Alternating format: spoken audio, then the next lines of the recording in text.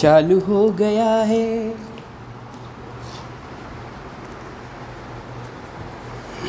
उसके साथ गुजारी मैंने पूरी रात थी, उसमें कुछ खास बात थी।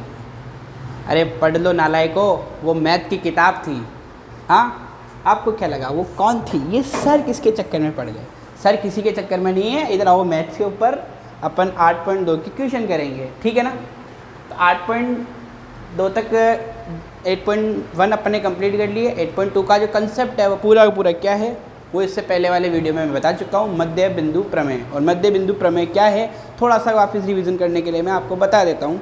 आप पर थोड़ा सा मुझे दया आ रही है कि मुझे पता है कि कई सारे बच्चों को समझ में नहीं आया होगा, ठीक है ना। तो मध्य बिंदु प्रमेय कुछ नहीं होता है, यह आपका एक त्रिभुज है। इस त्रिभुज के अंदर मान लो कोई दो भुजाएं हैं। इन दो भुजाओं के मध्य में जो बिंदु है, जब मैं उसको मिला देता हूँ तो ये बनने वाली जो रेखा है, ये दूसरी रेखा के समान, ये जो रेखा है मान लो इसको अपन नाम देते हैं ए बी सी, ठीक है ना। इस रेखा को अपन ने दे दिया पी और क्यू। तो पी क्यू रेखा यहाँ समांतर होगी किसके? ए सी रेखा के, एक तो। और दूसरी चीज़ कि पी क्यू जो है ये होगा बराबर 1/2 ए सी, ठीक है ना। ये था आपका मध्य बिंदु प्रमेय एक तो। और एक और था कि जब मैं किसी फर्स्ट भुजा के मध्य से कोई मध्य बिंदु से एक रेखा खींचता हूँ दूसरी भुजा के समांतर, तो वह तीसरी भुजा को समद्विभाजित करती है। ये मैंने पहले वाली क्लास में बता दिया था। चलो अब अपन करते हैं 8.2 के question number first and question number second. सबसे पहले क्वेश्चन नंबर फर्स्ट को देखते हैं। आप लोग सबसे पहले बिल्कुल रिलैक्स होके इस वीडियो को कंसंट्रेशन के साथ देखिएगा। लिखना अभी कुछ भी नहीं है, लिखने के लिए आप वीडियो पॉज करके आराम से लिख सकते हैं। पहले समझिएगा क्वेश्चन क्या कह रहा है, क्वेश्चन क्या पूछ रहा है, आराम से, ठीक है ना। क्योंकि मैथ्स प्रेम से समझने वाली चीज़ है। जो इसे प्रेम से समझेगा वो उसको ये आसानी से समझ में आएगी। और जो फ्रेशर के साथ समझेगा कि यार इसको पढ़ना है, मेरा एग्ज़ाम आ रहा है, मुझे इसको देखना है, तो उसको ये समझ में नहीं आएगी, ठीक है ना। इतना फ्रेशर के साथ में इसको नहीं लेते, जिसका इसको अच्छे से अपन जो है चिल मूवमेंट में इनको पढ़ेंगे। देखो, एक चतुर्भुज है, ए बी सी डी एक चतुर्भुज है जिसमें पी क्यू आर एस क्रमशः भुजाओं A B B C C D और डी के मध्य बिंदु है। भैया आपका एक चतुर्भुज है। अब ये नहीं कहा कि कौन सा चतुर्भुज है, सम चतुर्भुज है, समांतर चतुर्भुज है, चतुर्भुज है, बात खत्म। 4 भुजाएं हैं, उसमें 4 ऐसे बिंदु हैं इन भुजाओं के बीच में, पी क्यू आर एस इनके मध्य बिंदु है। जहाँ पर ये भी बताया गया कि पी क्यू कहाँ है, सॉरी पी कहाँ है, ए बी के मध्य बिंदु, बी सी के मध्य बिंदु किसको बताया है, या आपको क्यू को। ये क्रमशः अपन को बता रखा है। ए सी इनका एक विकर्ण है, ए सी बराबर इनका एक क्या है, विकर्ण, हम जानते ही हैं, ठीक है ना। चतुर्भुज के कोनों को मिलाने वाली रेखा है, विकर्ण कहलाती है, ठीक है, आप सबको पता है। ये ए सी यहाँ पर एक विकर्ण दे रखा है। अब अपने को इसमें कुछ दर्शाना है। क्या दर्शाना है? एक अपन को दर्शाना है एस आर समांतर है। अच्छा, एस आर कौन? ये एस आर समांतर है। इनको मैं मिला देता हूँ, एक काम करता हूँ। एस आर समांतर बताना है अपने को किसके? ए सी के। और एस आर 1/2 इसके। तो देखो, सबसे पहले अपन त्रिभुज लेंगे ए सी डी। हल कर रहा हूँ मैं। त्रिभुज ए सी डी, ए सी डी आपका ले रहे हैं अपन।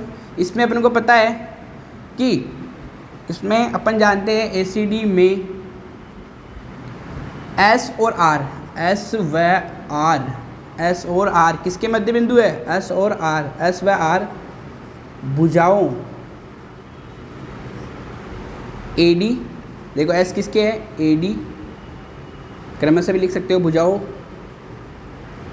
क्रमशः ए डी व डी सी के मध्य बिंदु है।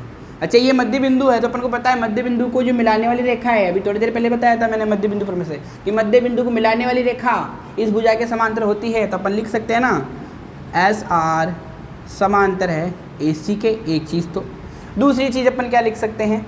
अपन दूसरी चीज़ लिख सकते हैं यहाँ पर कि एस आर जो है, ये एस आर जो है ये इसके आधी होगी। एस आर बराबर 1/2 ए सी। क्यों यहाँ लिख रहा हूँ मैं, थोड़ा सा यहाँ जगह नहीं है, आप लिखोगे कोष्टक में मध्य बिंदु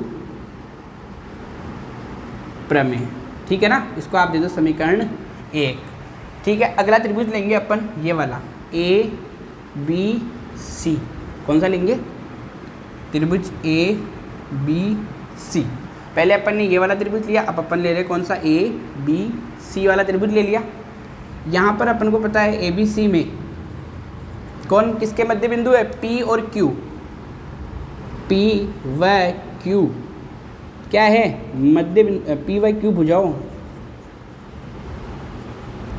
कौन सी भुजा, ए बी व बी सी के मध्य बिंदु है, ठीक है ना, मध्य बिंदु है।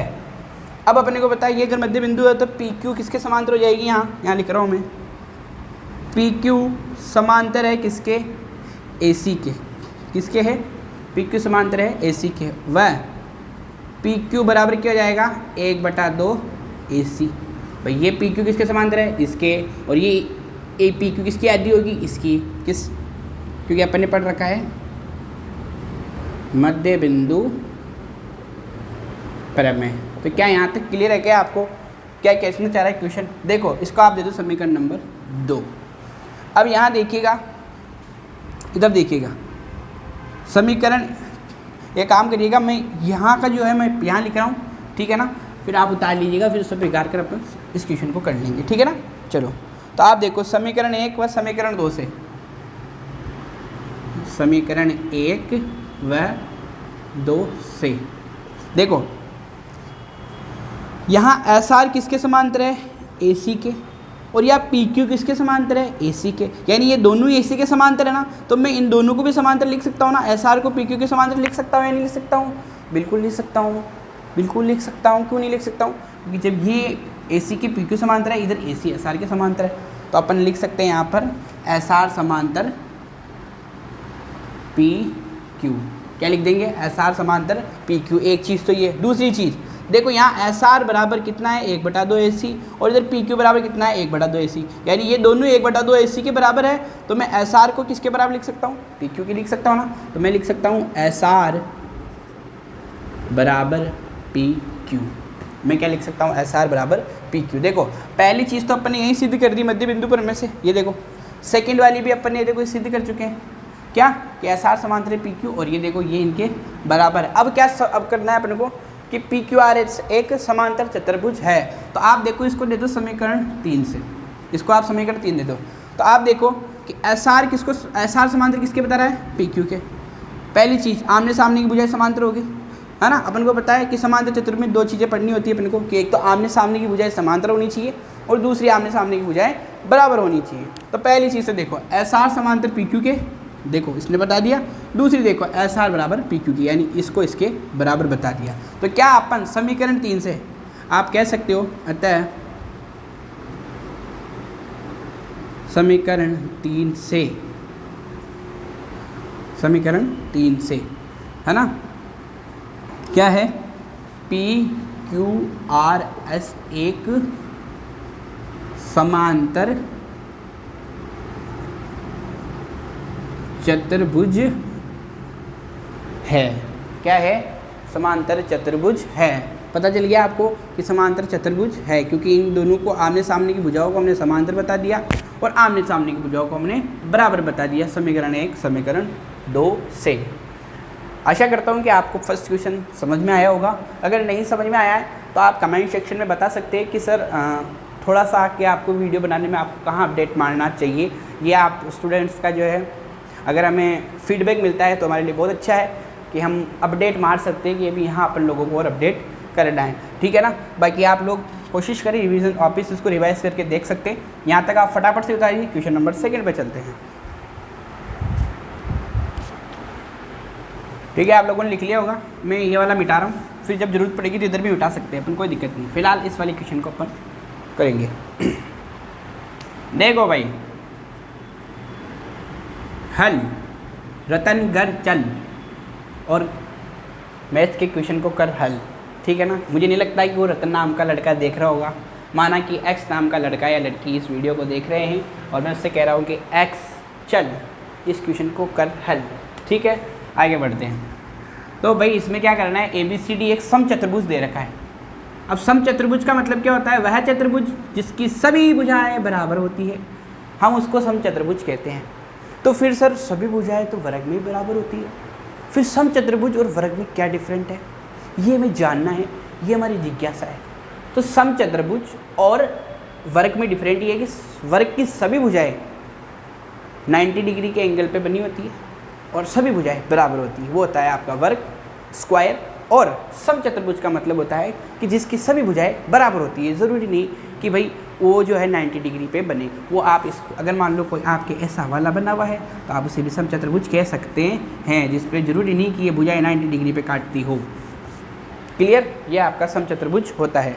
तो समचतुर्भुज ABCD, ये मैं इसको थोड़ा सा बड़ा बना रहा हूँ कि इस पर थोड़ा सा डायग्राम अपन को बड़ा बनेगा तो थोड़ा समझ में आसानी से आएगा। ABCD एक समचतुर्भुज है, ABCD ABCD एक समचतुर्भुज है जिसपे PQRS भुजाओं, P कहाँ पर है AB के, Q कहाँ पर है CD के, BC के ना, और ये आपका कहाँ पर दे रखा है S, ये आपका देखा CD के, और ये आपका R बराबर दे रखा है आपका DA के। ठीक है ना, मध्य बिंदु है, दर्शाना है अपने को कि PQRS एक आयत है। PQRS क्या है, एक आयत है, यानी जो इसको मिल, ये जो PQRS बन रहा है अपने पास, सॉरी यहाँ आ रहेगा, I am really sorry my dear friends, मैंने गलती कर दिया और एक करती आप हमें माफ़ करें, अंग्रेजों के ज़माने में ऐसा ही होता था। ठीक, ये देखिए P, फिर मैंने गलती कर दिया, आप नहीं बता रहे, ये आपकी गलती है, यहाँ पर सही लिखा था, आप पता नहीं आपका ध्यान किधर है, मैं आपको बेवकूफ़ बना रहा हूँ और आप बन गए। ठीक है, कमेंट करके बताएं कि कैसा लगा मजाक, अप्रैल फूल, आज 3 अप्रैल है, मैंने आपको अप्रैल फूल बनाया, लेकिन स्टूडेंट ने भी मुझे बनाया, मेरी फीस नहीं दी सभी ने। Is the mind very critical situation, economics is very difficult. Okay, so लौटते अपनी क्वेश्चन पर वापस कि यहाँ पर PQRS जो इन रेखाओं को मिलाने के बाद में जो बनता है वो आपका एक, आपको बताना है कि एक आयत है। तो आयत का कंसेप्ट क्या होता है, पहली चीज़ कि आमने सामने की भुजाएं बराबर हो, यानी मैं किसी दो भुजाओं को बराबर कर दूं और उसके जो प्रत्येक कोण है 90 डिग्री का, मैं किसी भी एक कोण को 90 डिग्री, मैं मानता हूं कि चलो अपन इस वाले कोण को 90 डिग्री शो कर देंगे वहाँ पर, वही आपका क्या है, आयत है। ठीक है ना, तो अब देखिए इस क्वेश्चन में कैसे करेंगे। This question is very easy. देखिए अब मैं एक काम करता हूँ, यहाँ मैं खींच देता हूँ विकर्ण, इसमें मैं खींच देता हूँ विकर्ण, यहाँ O आ गया, मैं इसको नाम OS, ठीक है ना, OS, I am really sorry in this question, OS यहाँ पर एक चतुर्भुज और बनाना पड़ेगा, सॉरी ये अपन ने विकर्ण इसके नहीं खींचने हैं, अपने को विकर्ण खींचने हैं, बाबा रे बाबा इसका इज़ द डिफ़िकल्ट। ठीक है ना, आपको यहाँ क्या खींचना है, विकर्ण खींचने, बड़े वाले जो आपका समचतुर्भुज दे रखा है उसके विकर्णों को खींच लेना है यहाँ पे। ठीक, अब अपन को जैसे मैंने विकर्ण खींच लिया, अब अपन को देखो क्या चीज़ करनी है, मुझे कुछ नहीं करना है, एक तो इस वाली भुजा को मुझे किसके बराबर बताना है, इस वाली भुजा के, है ना, या अकेले इसको बराबर बताना है, और एक इस वाले कोण को 90 डिग्री बनाना है। चलो चलिए शुरुआत करते हैं। सबसे पहले अपन त्रिभुज लेंगे वही ACD, कौन सा त्रिभुज ले रहा हूँ मैं, ध्यान से देखिएगा, ACD, त्रिभुज ACD में, त्रिभुज मतलब ACD में कौन मध्य बिंदु है, कौन कौन है, S और R मध्य बिंदु है, S व R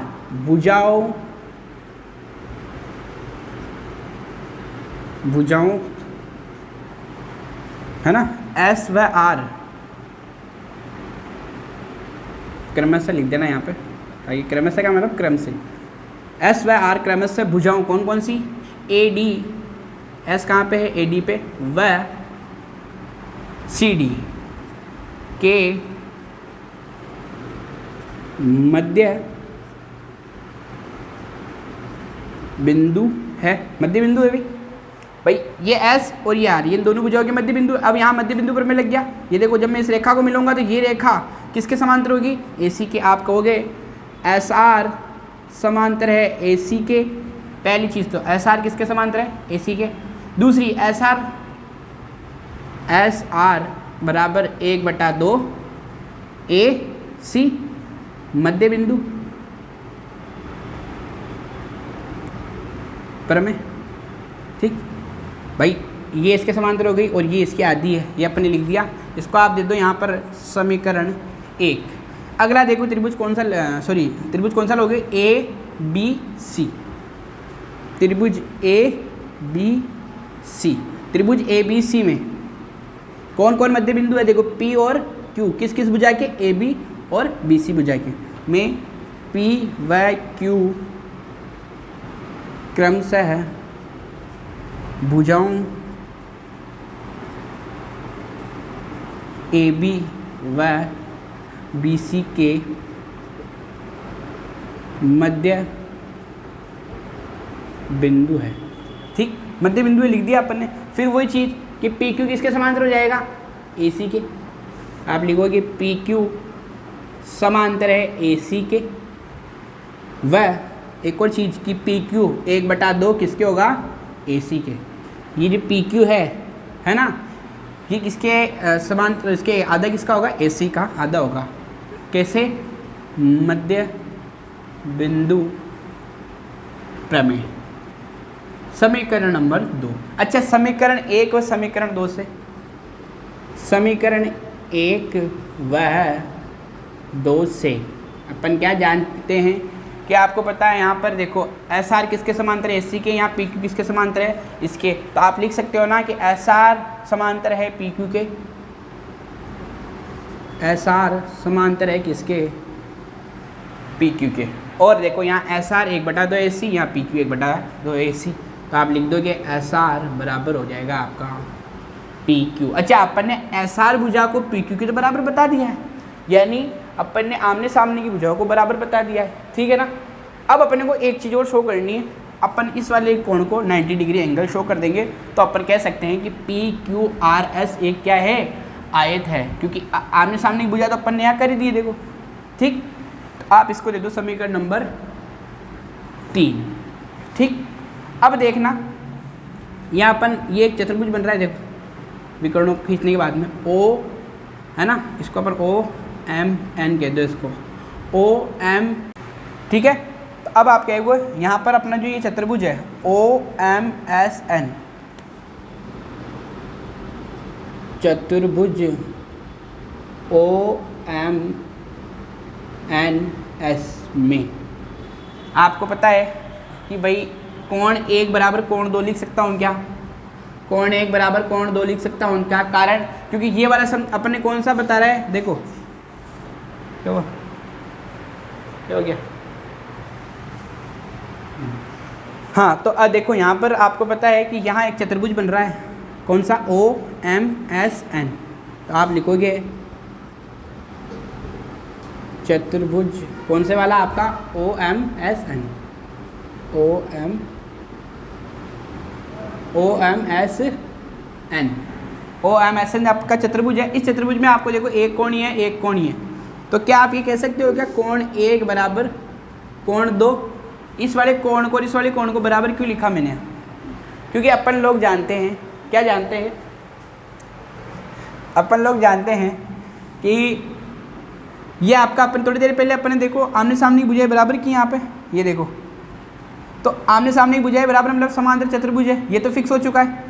तो समांतर चतुर्भुज की जो सम्मुख भुजाएं होती है, समान सम्मुख भुजाएं जो होती है, उनके जो कोण है वो भी बराबर होते हैं। तो आप यहाँ लिखोगे समांतर चतुर्भुज, समांतर चतुर्भुज है ना, कि समान भुजा के सम्मुख कोण, क्या लिखोगे, समान चतुर्भुज की समान भुजाओं के सम्मुख कोण, सामने वाले कोण, इसलिए कोण 1 को कोण 2 के बराबर कर दिया। अब मुझे एक चीज़ बताओ, कोण 2 को मैं 90 डिग्री लिख सकता हूँ क्या, कोण 2 बराबर क्या होता है, 90 डिग्री। कारण, कुछ तो कारण होगा, अरे भाई कारण, reason why angle 2 are 90 degree. ठीक है ना। देखो गलती से इंग्लिश मीडियम वाला आ गया तो थोड़ा सा उसके लिए बोल दिया, इसकी भी भावना को ध्यान में रखा। तो कोण 2 बराबर जो है ये 90 डिग्री क्यों है, अरे भाई अपन को पता है सम चतुर्भुज के विकर्ण परस्पर कितने डिग्री के एंगल पे काटते हैं, 90 डिग्री के एंगल पे काटते हैं। तो आप यहाँ लिखोगे, आप लिखोगे सम चतुर्भुज के विकर्ण परस्पर 90 डिग्री के कोण पर, है ना, 90 डिग्री के कोण पर समद्विभाजित करते हैं। अच्छा एक चीज़ बताओ, यहाँ कोण 1 बराबर कोण 2 और यहाँ कोण 2 बराबर कोण 9। तो आप इसको पहले समीकरण नंबर 4 दो, समीकरण नंबर 5। आप यहाँ कह सकते हो कि समीकरण 4 व 5 से कोण 1 बराबर हो जाएगा आपका 90 डिग्री। कारण कि भाई जब ये एक कोण 2 के बराबर है और ये इधर कोण 2 90 डिग्री के बराबर, तो आप कहोगे ना कोण 1 बराबर हो गया आपका 90 डिग्री। तो क्या अपन ने कोण 1 को 90 डिग्री दर्शा दिया है क्या? तो आपने देखा कि पी क्यू आर एस में हमने एस आर और पी क्यू को पहले बराबर तो दर्शा ही दिया था, और यहाँ पर हमने इस वाले कोण को भी 90 डिग्री दर्शा दिया। तो थोड़ा सा मैं इधर मिठा रहा हूँ, यहाँ लिख देता हूँ आपके, देखो इधर। तो अपन कहेंगे आता है, आप क्या कहोगे, अतः पी क्यू आर एस एक आयत है। पी क्यू आर एस एक क्या है?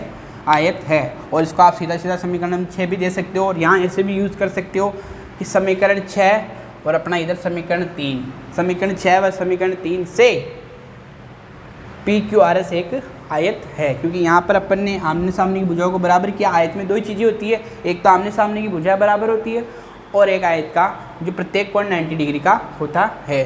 तो यहाँ अपन ने कोण 1 को 90 डिग्री दर्शा दिया। थोड़ा सा बोर्ड भर चुका है और आपको हो सकता है कि दिखने में या लिखने में थोड़ी सी मुश्किल हो, बट फिर भी आप लोग कोशिश करें, ठीक है ना। और छोटी मोटी अगर लिखने में कोई त्रुटि हो जाती है तो देखो भाई साहब, मैं तो साइंस बायोलॉजी का स्टूडेंट हूँ, है ना। हिंदी का इतना प्रखंड व्याख्याता नहीं हूँ, इतना मुझे वो है नहीं। तो जितना मैं अपनी तरफ से हिंदी के शब्दों को लिख पा रहा हूँ, लैंग्वेज लिख पा रहा हूँ, वो मैं अपनी तरफ से बेस्ट करने की कोशिश कर रहा हूँ। फिर भी आपको कुछ लगता है कि भी ठीक है यार सर तो कहीं लिख दियो कहीं करियो, तो अतरो लोड ले भाई जरूरत को ना। आपा हटा है कोई मास्टर को परीक्षण करवा ना आया क्या मन हिंदी को जो है सुलेख लिखना है, उसके अंदर बिल्कुल शुद्ध भाषा मैंने सीख रही है। आप सीखबा यार, ठीक है ना। तो आप लोग काम है, मैं सिखा बढ़िया पा रही हूँ ना पा रही हूँ, मैंने कमेंट कर जरूर बताओ आप लोग कि सर आप सिखाबा में आपकी कोई कमी को ना बहुत बढ़िया हो, मैंने कनेक्ट कर पा रहे हो क्वेश्चन के अंदर, लिंक कर पा रहे हो और मैं समझ में आ रहे हो। हमारे लिए बस वह चीज़ सब महत्वपूर्ण है, ये हमारे लिए कोई महत्वपूर्ण कौन है और आपके लिए भी महत्वपूर्ण होनी चाहिए। और कई बदलाव अपन वीडियो में करना है, कई चीज़ अपन इसके अंदर चेंज करनी है, ये आप लोग मैंने बिल्कुल कमेंट कर बताओ। क्वेश्चन नंबर 1 और क्वेश्चन नंबर 2 इसके बाद में मैं क्वेश्चन नंबर 3 कराऊँ। पहले ई वीडियो के माध्यम आप मैंने बताओ और कई अपडेट्स करना है, धीरे धीरे आप जान अपडेट्स हो मैं करते रहूँ और आप लोगों के लिए वीडियो कंटेंट लाते रहूँ। आप लोग भी जो है अब जाओ, आप लोग आपके घर जा सकते हो, वीडियो को फ़ोन को छोड़कर आप जहाँ भी जाना चाहते हो, इंस्टाग्राम पे, यूट्यूब पे तो ऑलरेडी हो, है ना, स्नैपचैट पे और भी गुप्त कोई चैट है तो उस चैट पे, या फिर जहाँ पर भी आप जाना चाहते हो, आपकी इच्छा है। बाकी मैंने आज ये जो क्वेश्चन कराया है, इससे पहले जो एक्सरसाइज कराई उसको रिवीजन करना है और जो है समझने की कोशिश करनी है, प्रैक्टिस करनी है। मैथमेटिक्स के अंदर सिर्फ और सिर्फ प्रैक्टिस चाहिए और कुछ भी नहीं चाहिए। जितना आप प्रैक्टिस करोगे मैथमेटिक्स उतनी आप लोगों के लिए आसान हो जाएगी, ठीक है ना। अभी किसी स्टूडेंट ने मेरे